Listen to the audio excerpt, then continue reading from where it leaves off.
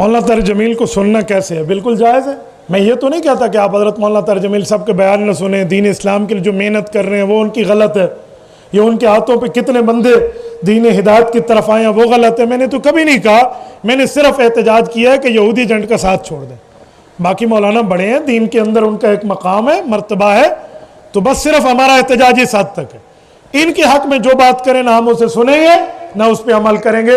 اس کے علاوہ سب چیز حضرت مولانا کی ہم دین اسلام کے حق میں ہوگی تو سر آنکھوں پہ. اور ایک شاعر کا انہوں نے لکھ کر بھیجا, ان کو سننا کیسا ہے؟ بھائی اس شاعر سے بھی ہمارا اختلاف اس وقت تھا جب اس نے مولانا کو گالی دی تھی. اس نے وضاحت کر دی, میں نے نہیں دی. چلو لولی لنگڑی وضاحت تھی, ہم نے ایکسیپٹ کر لی. ہم اپنوں سے جنگ نہیں کرتے, احتجاج ضرور کرتے ہیں. حضرت جی طلاق دینے کے بعد حلالہ جائز ہے یا نہیں ہے؟ یہ ایک تفصیلی مسئلہ ہے دارالفتاء کا. میں مختصراً عرض کیے دیتا ہوں. یہ جو حلالہ ہے نا, جو لوگوں نے آج کل حلالہ بنایا ہوا ہے, وہ حلال حرامے بنے ہوئے ہیں, وہ حلالے نہیں ہیں. ہاں ناراض نہ ہونا, آپ بات کی ہے تو پھر آپ سنیں بھی نا. آج کل کے حلال حرامے بنائے ہوئے ہیں. 5,000 لے لو اور میری بیوی کو 1 رات رات کے صبح چھوڑ دو اور شرط کے ساتھ نکاح کرتے ہیں. بھائی یہ حرامے ہیں, یوں نہیں ہے. جو قرآن کریم بات کرتا ہے وہ کچھ اور ہے. رب کریم فرماتے ہیں دوسرے پارے میں فَإِن طَلَّقَهَا فَلَا تَحِلُّ لَهُ مِن بَعْدُ حَتَّى تَنكِحَ زَوْجًا غَيْرَهُ. اس کی دوسری جگہ وہ شادی کرے گی, شادی ہوگی اس کی. کوئی وہاں حلالے کا ذکر نہیں ہے, وہاں اس کا نباہ نہ ہو سکے. اللہ نہ کرے اس کو وہاں سے طلاق ہو جائے, تب پہلے کے لیے آ سکتی ہے. یہ ہے شریعت کا حلالہ. یہ نہیں ہے جو آپ نے بنا. 3 طلاقوں کے بعد تو آپ کی بیوی نہیں رہی, آپ کس ولایت سے اس کا آگے نکاح کرا رہے ہیں, کس حیثیت سے کرا رہے ہیں؟ تو لہٰذا آپ کا حق نہیں بنتا. یہ حلالہ نہیں ہے. اس معاملات کو تھوڑی ترتیب بھی دیکھیں. مفتی صاحب عید کے 3 دن گلے ملنا رہنمائی کریں. شرعی حکم تو نہیں ہے, لوگ ویسے مزاج کے طور پہ مل لیتے ہیں. کوئی یوں نہیں ہے بھی جو کہ اس سے گلے نہ ملا تو وہ کافر ہو جائے گا, ایسا مسئلہ کوئی نہیں ہے. بھائی آپ ہر صورت میں کو گلکڑی پاؤ. کئی بندیاں دا کم بڑھ ویندے بھی چلو اج دی وار تو پا گنو ایویں تو نہ پا سکتے ہیں. کئی شو دے ودے ادھر بھی ایندے نال تے پاونی ہے گلکڑی. جی ہاں, تو بہرحال یہ رواج کے طور پہ اس کو آپ شرعی حکم نہیں کہہ سکتے.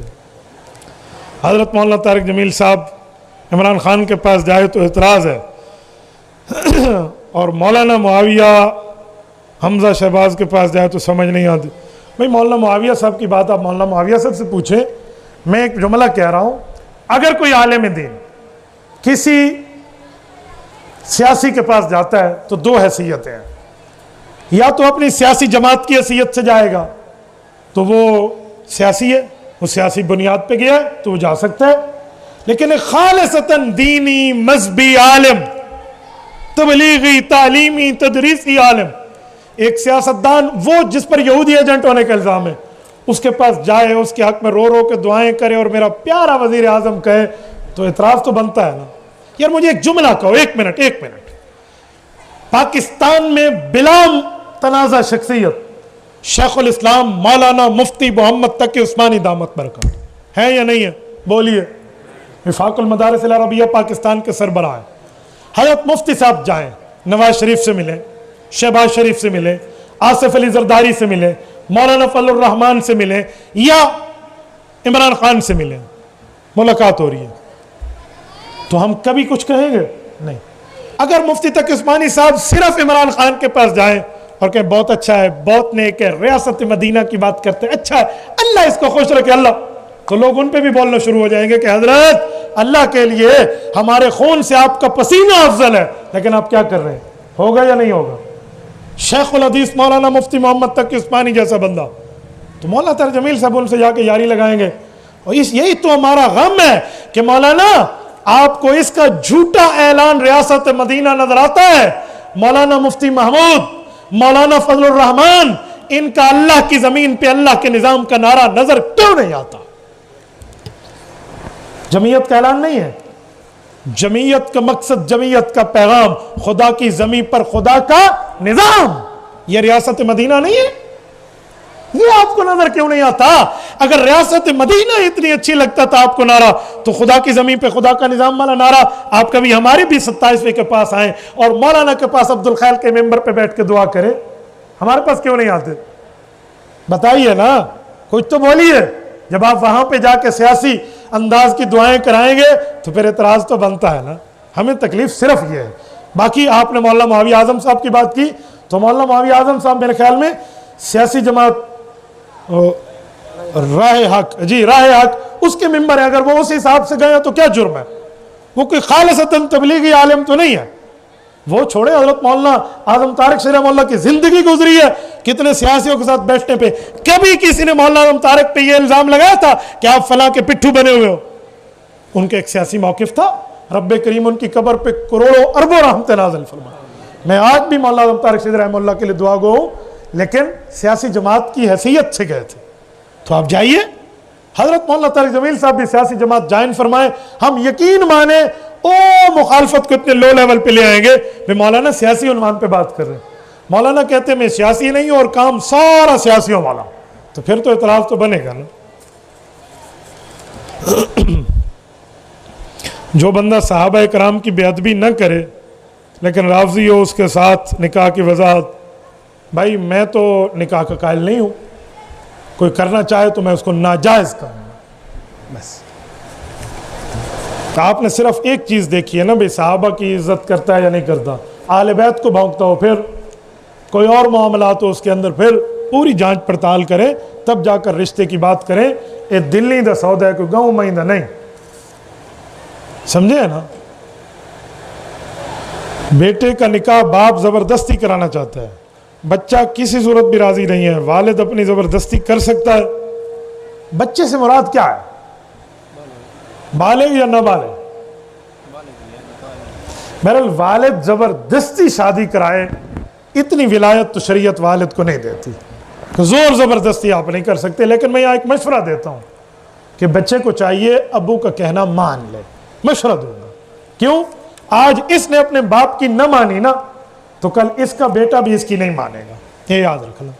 مشورہ میں دے سکتا ہوں، تو اس لیے چاہیے کہ بڑے کی بات مانے. کل یہ پچھتائے گا، کیونکہ اس کے ابا کا عقل جہاں پہنچ رہی ہے نا، اس کے ابا کی عقل وہاں اس کی عقل نہیں پہنچ رہی. تو مشورے کے لحاظ سے تو ہم یہ کہیں گے کسی رافضی لڑکی سے شادی کرنا، رافضی لڑکا رافضی لڑکی سے شادی کرے، تمہیں کیا پڑ گئی ہے وہاں شادی کرنے؟ پہلے اس کو صحیح کرو، صحابہ اور اہل بیت کی محبت پر ایمان لاؤ، قرآن کریم کی عظمت مانے، ختم نبوت مانے، باقی معاملات مانے، پھر جا کر بات کریں گے. پتہ نہیں ایویں یاری دے چکر تو نہیں کتنے دنیا دے ہوتے ہیں. ہاں ایا لبھی ہے دنیا دے ہیں، ایا گدم تے کیویں ایا گدم تے ایا گنسا ہیں. ہاں ایا ہی ہے. مفتی صاحب کچھ لوگ آج کل آپ کے ساتھ بہت اختلاف کر رہے ہیں، سیاسی مولوی بن گئے. بھائی عالم دین جو ہوتا ہے نا وہ پیغمبر کا وارث ہوتا ہے. پیغمبر نے تبلیغ کی، عالم دین تبلیغ کرے گا، تبلیغی ہوگا. پیغمبر نے جہاد کیا، عالم دین جہاد کرے گا، جہادی ہوگا. پیغمبر کریم نے تعلیم دی، عالم دین تعلیم دے گا، معلم ہوگا. پیغمبر کریم نے تصوف و خانقاہ کا کانسیپٹ اور نظریہ دیا، عالم دین یہی کرے گا، شیخ طریقت ہوگا. اسی طرح پیغمبر کریم علیہ التحیت و تسلیم نے حفظ کی کلاس پڑھائی، وہ استاذ الحفاظ کا عالم اور حافظ حضور پاک کی نیابت میں. تو پیغمبر نے فرمایا، صحیح بخاری کی صحیح حدیث ہے، کانت بنو اسرائیل تسوسهم الانبیاء کلما ہلک نبی خلفہ نبی وانہ لا نبی بعدی فسیکون بعدی خلفاء فیکثرون. کہ انبیاء کرام سیاست کرتے تھے، ایک نبی جاتا دوسرا نبی آتا، وہ نبی بھی ہوتا سیاستدان بھی ہوتا. حضور نے فرمایا میں آخری نبی اور آخری انبیاء کا سیاستدان ہوں، میرے بعد نبوت تو ختم ہے، سیاست اسلامیہ یوں جاری ہوگی کہ میرے خلفاء میرے علماء یہ کام سنبھالیں گے. تو پیغمبر نے عالم کو سیاست میں نبی کا وارث قرار دیا ہے. کوئی مجھے تعلیمی، جہادی اور تبلیغی اور تصوف، خانقاہ، مسجد و مدرسے کے بعد سیاسی عالم کہتا ہے تو وہ مجھے پیغمبر کا اصلی وارث کہتا ہے. شکریہ، تھینکفل ہوں میں آپ کا، شکریہ کا مستحق سمجھتا ہوں. جزاک اللہ، اللہ آپ کا بھلا کرے، آپ نے مجھے پیغمبر کی مکمل وراثت کا وارث قرار دیا ہے. سیاسی عالم ہونا یہ کون سا عیب ہے جو میں کہوں نہیں صاحب میں تو کوئی سیاسی نہ، ایسا میں نہیں ہوں. آپ مجھ سے اس مسئلے پہ ریورس گیئر نہ لگوائیں. ویڈرالنگ پوزیشن والا میں نہیں ہوں، میں اس مسئلے پہ ایک قدم آگے رکھ کے چلنے والا ہوں. جب سیاست اسلامیہ پیغمبر کی وراثت ہے تو عالم وارث ہے، تو ہم تو کھلا کھلا اعلان کرتے ہیں. مفتی صاحب کچھ لوگ کہتے ہیں خانہ شریف میں چیلنج کیا پھر ہمارے پاس نہیں آئے. خانہ شریف میں ہم نے جس کو کہا ہم آج تک اس کے کہنے پہ تیار ہیں, وہ لکھ کر دے دے. شیخ الحدیث مولانا علاء الدین نور اللہ مرکزہ پہ کفر کا فتویٰ تم نے مجلسوں میں بیٹھ کے دیا, تم لکھ کر مجھے دے دو, میں اگلے دن تمہارے ساتھ پورا کام کر لیتا ہوں. یہ رہا کرنے میں کر گن سنجی میں کریں دے سا گناہ دیا انشاءاللہ. تو لکھنے پہ وہ تیار نہیں ہے, دو لفظ لکھ کے رہے میں. حضرت مولانا علاء الدین صاحب اگر مشرک ہے تو پچھو مومن کیڑے نہ. مجھے ایک بات بتائیں, آپ اتنے بڑے عالم دین کو گالیاں دیں, اس کے عقائد پر اعتراض کریں, اور ہم جواب میں آپ کی دم پہ پاؤں رکھے تو تسا چیکو تو صحیح نہ وال والا کو نہیں سے ولا پوچھتے پیر رکھو. اگر ولا رکھ لیں تو انشاءاللہ انہوں ولا ہی رکھے, سو جو کھلاؤ کی گال ہے. کچھ لوگ کہتے ہیں ذکر جہر ناجائز ہے. میں ایک جملہ کہتا ہوں, آپ بات سمجھیں, لڑائی کی بات نہیں ہے, مسئلے کی بات ہے. ذکر بالجہر مولا علی قاری رحمۃ اللہ علیہ کے فتوے کے مطابق ہمارے علماء کرام نے 3 شرطوں کے ساتھ اجازت دی.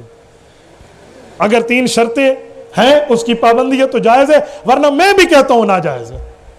نمبر 1, جب ذکر جاری ہو اس وقت کسی نمازی کی نماز خراب نہ ہو. ہمارے فقہا کہتے ہیں اس وقت کسی کی تلاوت خراب نہ ہو, اور اس وقت کسی مسلمان کی نیند خراب نہ ہو. بالکل ناجائز ہے اگر اس طرح کے لوگ کرتے ہیں تو. لیکن خانقاہ میں شیخ طریقت تعلیم کے طور پہ ذکر جاری کراتا ہے تو منع نہیں ہے. کیوں؟ حدیث پاک میں اللہ کا ذکر ایسے کرو کہ لوگ تجھے مجنون کہنے لگیں. حتیٰ یقال مجنون تب متحقق ہوگا جب جہر سے ہوگا. سر کے ساتھ تو کوئی مجنون کہے گا بھی نہیں, تو جہر ہوگا تو مجنون کہے گا. اس لیے فتوے بازی کی جگہ نہیں ہے, یہ مسئلے کی بات ہے, مسئلے کو مسئلے کی حد تک رکھیں.